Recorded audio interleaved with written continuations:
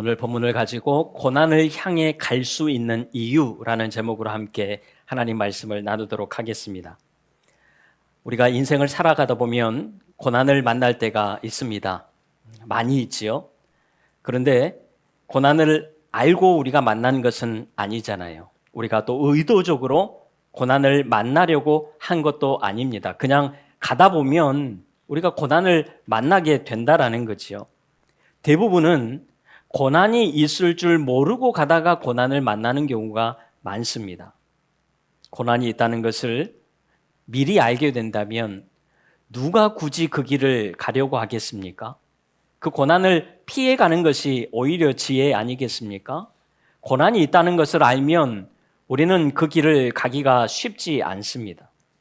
그래서 고난이 찾아오면 우리가 늘 고백하는 것이 있어요. 나도 그렇게 될 줄은 몰랐다.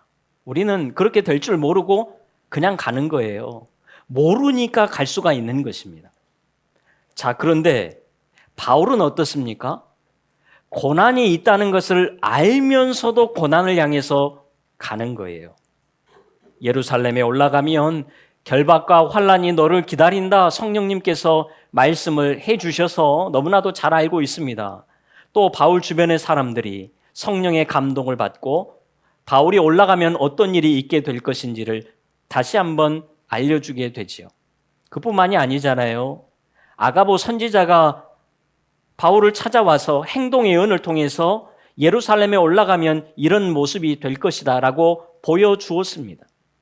바울은 누구보다도 예루살렘에 올라가면 고난이 있을 것을 확실하게 알고 있었어요. 혹시 고난이 없을 수도 있지 않겠나?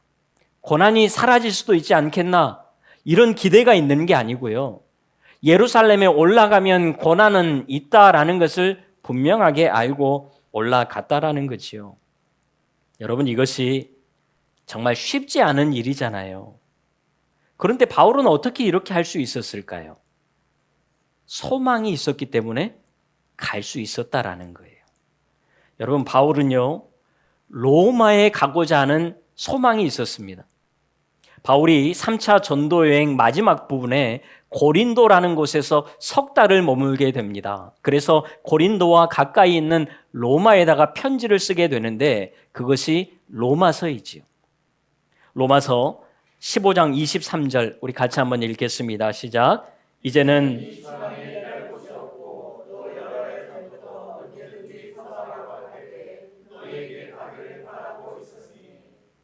당시 사람들은요, 땅끝을 서바나, 지금의 스페인이라고 생각을 했습니다. 그래서 바울의 꿈은 항상 땅끝 서바나에 가서 복음을 전하고 싶어 했습니다. 그곳에서 마지막까지 복음을 전하다가 순교하고 싶었던 거예요.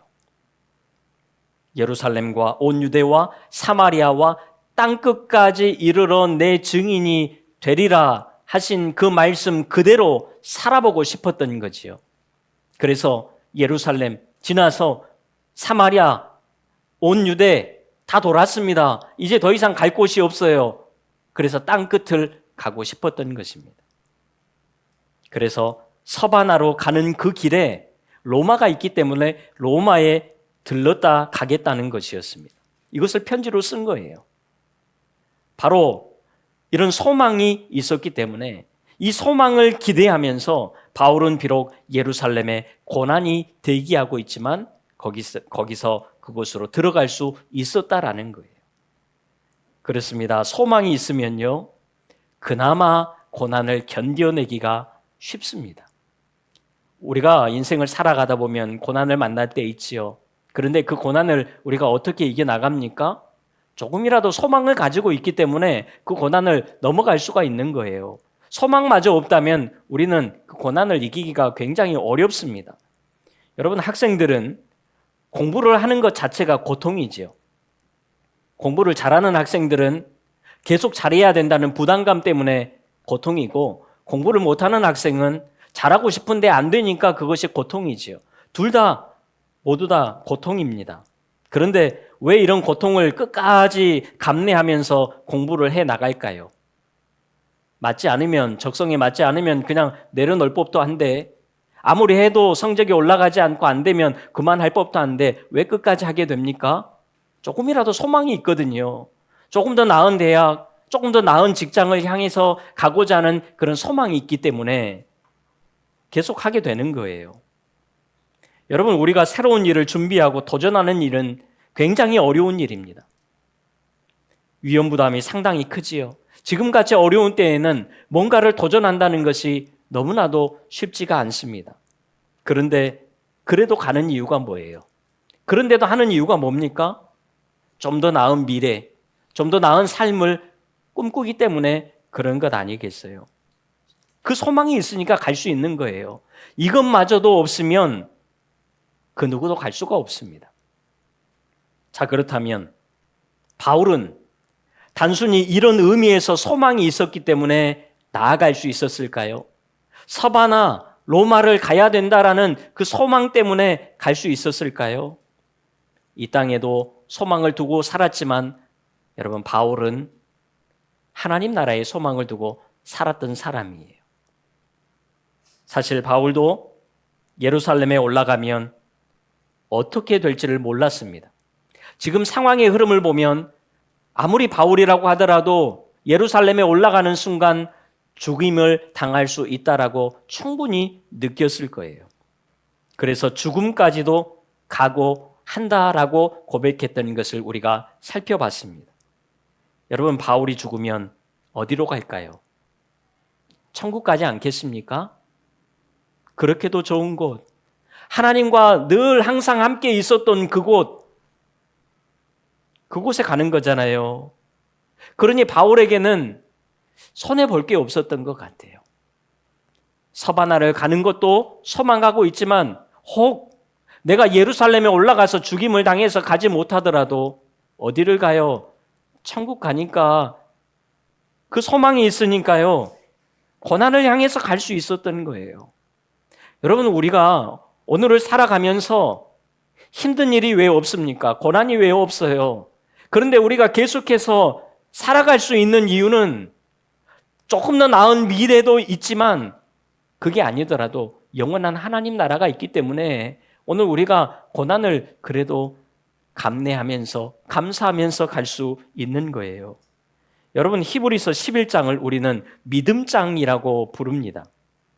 믿음의 선조들이 어떻게 믿음을 지켰는지가 잘 나와 있어요. 그러면서 한 사람 한 사람 이야기하다가 이 믿음의 조상들이 너무 많기 때문에 어떻게 다 열거를 하겠느냐 그러면서 한 번에 싸잡아서 믿음의 사람들에 대한 이야기를 하게 되는데 뒷부분에 믿음의 사람들이요, 심한 고문을 받아도 구차히 풀려나려고 하지 않았다. 돌로 치고 톱으로 켜고 칼로 죽임을 당해도 그들은 결코 피하지 않았다. 왜요? 더 좋은 부활, 더 좋은 하나님 나라를 소망했기 때문이라는 거예요. 그러면서 이들을 이렇게 소개합니다. 히브리서 11장 38절 같이 읽지요. 시작. 아멘. 바라기는 오늘 우리도 이렇게 세상이 감당하지 못하는 그런 사람들이 다 될 수 있기를 간절히 소망합니다. 천국을 소망하면서 믿음으로 나아가는, 고난을 향해서도 막 걸어갈 수 있는 그런 사람들이 다 될 수 있기를 바라요. 고난아, 와봐라. 나에게 더 나은 삶이 있다. 그게 아니더라도 더 좋은 삶이 예비되어 있다. 그러면서 가는 거예요. 그래서 바울도 고난을 향해 갈 수 있었던 것입니다. 자, 그렇다고 여러분, 소망을 우리가 가지고 산다고 해서 고난의 크기가 줄어들고 고난의 충격이 줄어듭니까? 그렇지 않아요.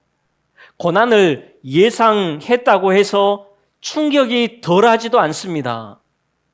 오히려 고통을 알면 그것이 훨씬 더 고통스러울 수가 있어요. 알기 때문에, 그 고통을 알기 때문에 더 주저하게 될 수밖에 없는 것입니다. 그래서 어쩌면 하나님께서 우리에게 미리 고난을 알려주지 않으실 수도 있는 거예요. 바울은요, 자신의 고난을 예상했습니다. 충분히 알았어요. 아, 더 강력한 고난이 오겠구나. 물론 우리의 인생도 마찬가지예요. 고난 하나 지나갔다고 해서 비슷한 고난이 오지 않습니다. 더 강한 고난이 오겠죠. 가면 갈수록 고난은 세질 수밖에 없습니다. 그런데 바울은 자기의 전도 여정을 보니까, 인생을 보니까 고난이 갈수록 세졌거든요.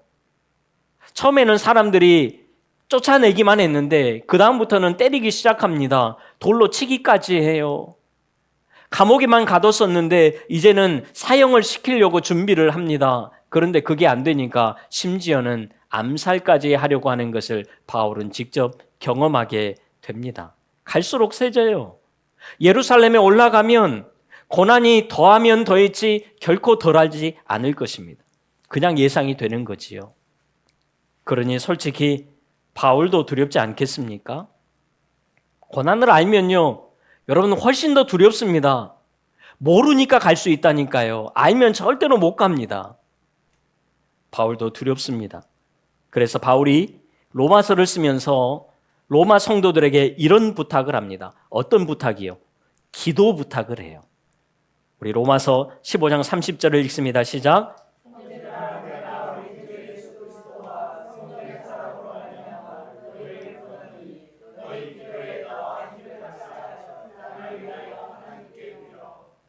하나님께 빌라는 거예요. 나를 위해서 하나님께 빌어달라는 것입니다. 그러면서 예루살렘에서 건짐을 받고 평안히 너희에게로 갈 수 있도록 그렇게 기도해달라라고 이야기를 하게 됩니다. 그렇습니다. 고난을 향해 가는 것은 누구나 두렵습니다. 바울도 두렵습니다. 그런데도 갈 수 있는 이유는요, 하나님께 기도할 수 있기 때문에, 하나님께 기도하면서 하나님이 주신 힘을 얻을 수 있기 때문에 고난을 향해서 나아갈 수 있는 것입니다. 그래서 여러분, 우리도요, 고난의 길이 예상되잖아요. 그러면 믿음의 사람들과 함께 기도 제목을 나누셔야 돼요. 기도 부탁을 하셔야 됩니다. 고난을 피하게 해달라 하는 그런 기도가 아니라 고난을 이겨낼 수 있게 해달라고 기도 부탁을 해야 돼요. 고난을 견뎌낼 수 있게 해달라고 기도 부탁을 하는 것입니다. 여러분, 앞으로 우리에게도 고난이 많이 다가올 것입니다. 그 고난을 우리가 어떻게 혼자 감당해낼 수 있습니까? 우리가 어떻게든 버티면서 살아가지만 여러분, 그 많은 고난을 우리가 혼자 어떻게 지고 가요? 못 지잖아요. 서로에게 기도 부탁을 하고 함께 이겨나가야 된다라는 거예요. 여러분, 고난 찾아올 겁니다. 이제 어떻게 하셔야 된다고요? 성도들에게, 서로에게 우리의 기도를 부탁하는 거예요. 고난이 오더라도 이겨나갈 수 있게, 견뎌낼 수 있게 기도해 주십시오. 여러분, 이것이 우리가 고난을 향해 나아가면서 반드시 해야 되는 일이라는 것입니다. 여러분, 기도 부탁을 한다는 게 뭐예요? 다시 말해서 우리로 하여금 고난을 이겨내게 하시는 분도 하나님이시고 고난을 견뎌내게 하시는 분도 하나님이시다. 이 고백하는 것 아닙니까? 그래서 기도 부탁을 하는 거잖아요. 그래서 기도 부탁을 하면서 그 사람을 의지하는 것이 아니라 내가 하나님께 기도하는 거예요. 하나님이 고난을 이겨나가게 하시고 견뎌내게 하실 것이다. 이 믿음으로 고백하면서 나아가는 것입니다. 그러니까요, 바울이요, 고난을 향해 갈 수 있었던 이유가 하나님의 보호하심을 믿었기 때문이라는 것입니다. 바울은 사람을 믿어서 기도 부탁한 거 아닙니다. 나를 보호하실 하나님을 믿었던 거예요. 그래서 고난을 향해서 갈 수 있었던 것입니다. 오늘 말씀을 보세요. 이제 드디어 바울이 예루살렘에 올라갑니다. 그리고 예루살렘 교회 지도자 야고보와 또 장로들을 만나게 됩니다. 지금 성경은 짧게 흘러갔지만 거의 한 5년 가까운 시간이 흘러간 거예요. 오랜만에 만났으니 얼마나 할 말도 많고 나눌 은혜도 많겠습니까? 바울의 사역 보고를 다 듣고 모두가 다 같이 하나님께 영광을 돌리게 됩니다. 그런데 이 야고보와 이 장로들의 마음에 한 가지 걸림이 되는 사건이 있습니다. 예루살렘 교회 안에는 오늘 성경에 보니까 유대인 그리스도인들이 수만 명이 있었다. 분명히 이들은 오직 믿음으로 구원을 받는다라는 것을 믿었습니다. 그런데 이들은 원래 태생이 유대인이다 보니까 율법 준수에 대한 마음이 항상 컸습니다. 그래서 오직 예수님으로 인해서 구원을 받는다는 것은 믿지만 그래도 그들은 여전히 율법을 준수하면서 살려고 힘썼다라는 거지요. 여러분, 이것이 결코 나쁜 것은 아니잖아요. 오직 믿음으로 구원받는다 하면서 마음대로 살아가는 것보다 오직 믿음으로 구원받는다라는 것을 믿고 하나님 말씀대로 또 살려고 애쓰고 살아가는 것, 여러분, 이것은 훨씬 더 아름다울 수 있습니다. 그래서 당시에 예루살렘 교회 지도자들도 유대인 그리스도인들이 이렇게 하는 것을 인정해 줬어요. 스스로 경건을 지키는 방법으로 사용한다면 훨씬 더 유익하기 때문에 허용을 해 주었던 것입니다. 그런데 문제는 이런 유대인 그리스도인들에게 바울에 대한 좋지 않은 소문이 들려왔다라는 거예요. 21절 같이 한번 읽을까요? 시작.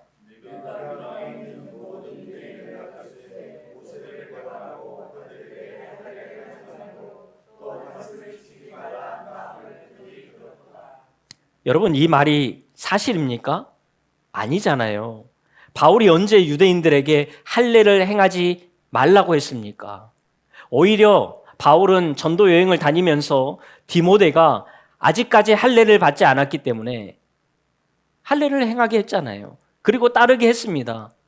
이방인들에게 할례를 행하지 말라고 했던 것이지 유대인들에게는 할례를 행하는 것을 말하지 않았어요. 그리고 언제 율법을 지키지 말라고 했습니까? 누구보다도 말씀 안에 살 것을 강조했던 사람이 바울입니다. 그런데 마치 바울이 배교자인 것처럼, 모세를 배반하는 것처럼, 율법을 지키지 않아도 되고 율법을 무너뜨리는 사람처럼 유대인 그리스도인들에게까지 소문이 쫙 퍼져 있었던 거예요. 그러니까 바울에 대한 평이 안 좋은 것입니다. 바울에 대한 인식이 별로 좋지를 않아요. 그래서 야고보와 장로들이 한 가지를 제안합니다. 마침 네 사람이 서원을 한 사람이 있고 곧 정결의식을 행하게 되는데 바울도 이 정결의식에 함께 참여해서 나도 율법을 잘 따르고 있고 율법을 존중한다라는 것을 보여달라는 것입니다. 어떻게 보면 바울에게 예루살렘에서의 결박과 환난을 피할 수 있는 방법을 제시해 주는 셈입니다. 그러자 바울이 어떻게 하지요? 무슨 소리를 그렇게 하십니까? 저는 고난도 무섭지 않습니다. 그 어떤 핍박도 무섭지 않아요. 저는 그냥 제 갈 길을 가겠습니다. 오직 믿음, 나는 이걸로 가겠습니다. 그러지 않았습니다. 바울이 이들의 제안에 흔쾌히 수락합니다. 여러분, 바울이 왜 이렇게 했을까요? 바울은 그냥 오직 믿음, 죽음을 불사하고 가겠다, 이렇게 가야 될 것 같은데 바울이 마치 타협하는 것처럼 보여집니다. 우리 고린도전서 9장 20절 같이 한번 읽을까요? 시작.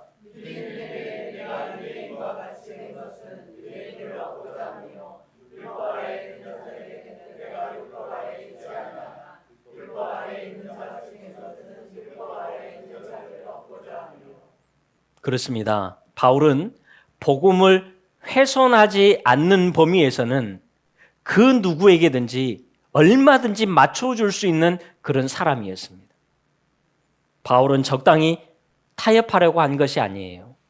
이렇게 하면 환난을 피할 수 있겠다 생각하고 그들의 말을 들어주고 따랐던 것이 아닙니다. 유대인 성도들을 배려해서 이렇게 했던 거죠. 그리고 정결 예식에 일주일이 거의 다 지나가게 됩니다. 그래서 이제는 상황이 괜찮게 흘러갈 것 같아요. 예루살렘에 올라가면 결박과 환난이 기다린다라고 했는데 이것만 잘 넘어가면 괜찮아질 것 같은 분위기가 생깁니다. 그런데 정결 예식을 다 마치고 성전에 서 있는데 어떤 일이 벌어지지요? 27절을 보세요. 그 이래가 거의 참에 아시아로부터 온 유대인들이 성전에서 바울을 보고 모든 무리를 충동하여 그를 붙들고, 유대인들이 바울을 끌고 가서 고발하는 것입니다. 그러면서 헬라인을 데리고 바울이 성전에 들어갔다라는 것입니다. 아마도 아시아에서부터 온 유대인들은 에베소 사람들일 거예요.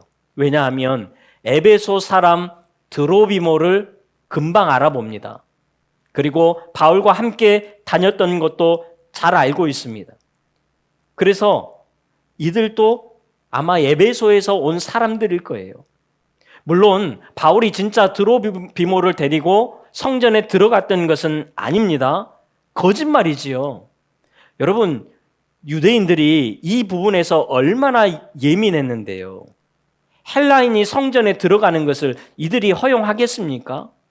이들은 이 부분을 굉장히 중요하게 생각했던 사람들이에요. 드로비모가 헬라인이 들어가려고 했을 때 이미 차단됐을 거예요. 들어가지 못했을 것입니다. 그런데 바울이 드로비모를 데리고 성전 안으로 들어갔다라고 지금 이야기를 하는 것입니다. 여러분, 여기에서 우리가 당시 성전의 구조를 한번 살펴볼 필요가 있습니다. 여러분, 성전의 구조하면 우리가 구약에 나오는 성막의 구조와 비슷하게 생각을 하시면 돼요. 그러니까 성전에 울타리가 있으면 그 안에 건물이 하나 있습니다. 이 건물은 지성소와 성소로 구분이 되어 있죠. 이 지성소는 대제사장이 1년에 한 번 들어갈 수 있는 곳입니다. 그리고 성소는 매일 제사장들만 들어갈 수 있는 곳이에요. 자, 이 지성소와 성소를 가지고 있는 이 건물 밖으로 나오면 번제단이 있습니다. 이 번제단에서 제사를 드리게 되지요. 여기에는 유대인 남성들은 제사를 드리기 위해서 그 안에까지 들어갈 수가 있습니다. 번제단이 있는 곳까지 들어가요. 그리고 다시 벽이 있는데 그 벽 밖으로 여인들의 뜰이 있습니다. 그래서 유대인 여성들도 이 여인의 뜰까지는 들어갈 수 있어요.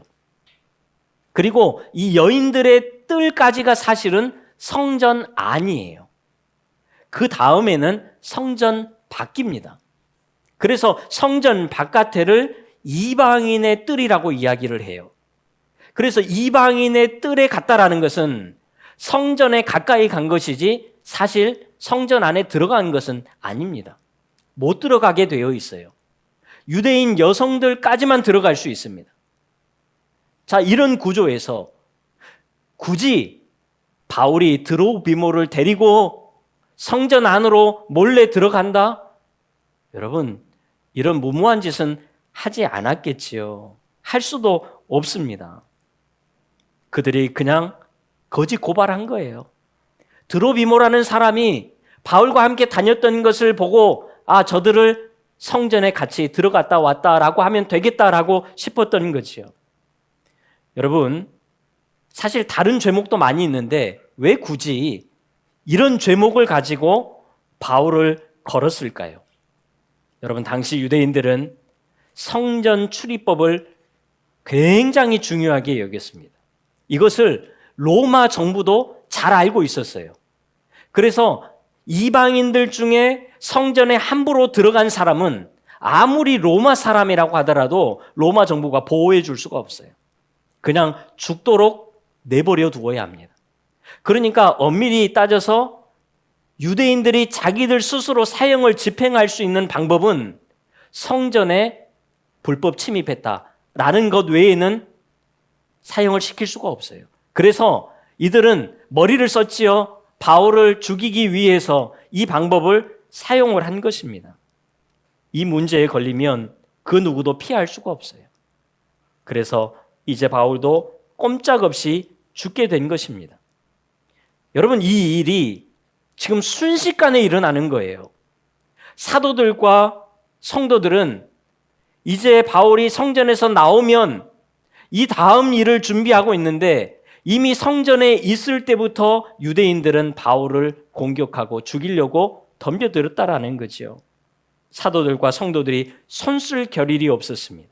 그리고 굉장히 민감한 부분이기 때문에 그들이 더 이상 접근할 수도 없어요. 정말 악한 의도로 거짓으로 목적을 가지고 달려드는데 여러분, 방법이 없잖아요. 이제 정결의식을 마치고 괜찮아지겠다 싶었는데 전혀 예상치 못한 일이 벌어진 것입니다. 사도들도 안타깝지만 여러분, 지금 이 시점에서는 할 수 있는 것이 없어요. 이미 사도들의 손을 떠나버렸습니다. 그리고 곧바로 유대인들은 바울을 죽이려고 본격적으로 때리기 시작합니다. 뭔가 바울의 이야기를 듣고 판결을 할 필요도 없습니다. 그냥 때리면 되는 거예요. 죽이면 되는 겁니다. 그동안 바울을 얼마나 죽이려고 했습니까? 그런데 바울이 요리조리 다 피해 가버렸잖아요. 그래서 틈만 조금 생기면 바울이 또 도망갈 줄 아니까 틈을 안 주려고 곧바로 때리기 시작합니다. 빨리 해치우자는 거예요. 바울은 이제 곧 죽을 수밖에 없는 그런 상황이 되어버렸습니다. 그런데 여러분, 우리 하나님께서 바울을 이대로 두시겠습니까? 하나님이 그대로 안 두시죠. 아무리 사람들의 손을 떠나버렸고 더 이상 보호할 수 있는 방법이 없어 보이지만 하나님은 방법을 가지고 계셨어요. 이 소식을 로마의 군대 천부장이 듣게 합니다. 그래서 32절 우리 같이 한번 읽을까요? 시작.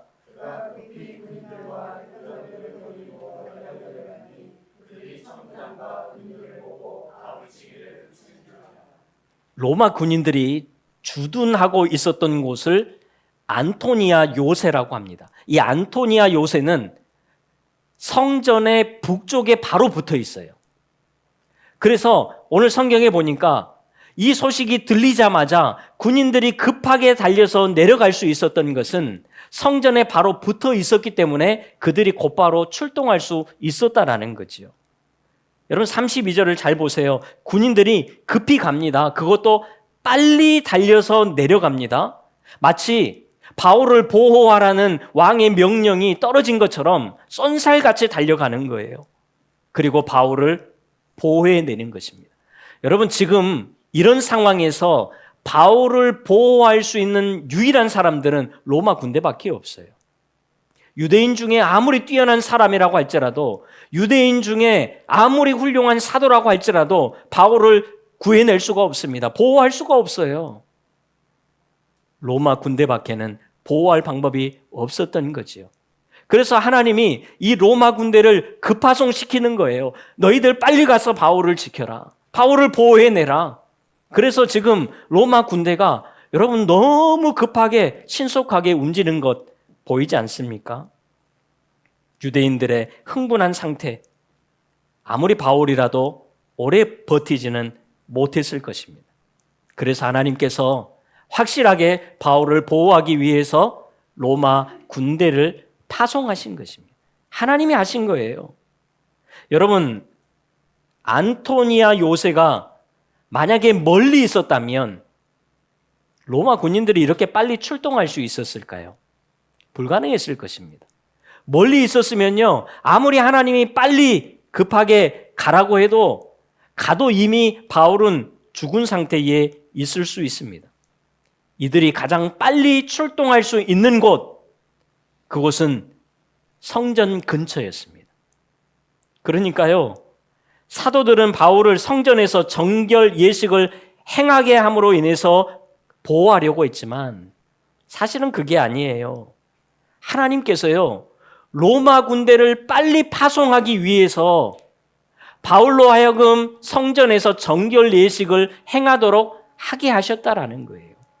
성전에서 정결 예식을 하는 것이 바울을 보호해 주는 것이 아니라 성전 근처에서 이 일이 일어나야지만 로마 군대가 빨리 가서 바울을 보호할 수 있기에 하나님이 이 모든 판을 짜신 거지요. 여러분, 우리 하나님의 계획이 정말 놀랍지 않습니까? 우리 하나님의 계획이 정말 세심하지 않아요?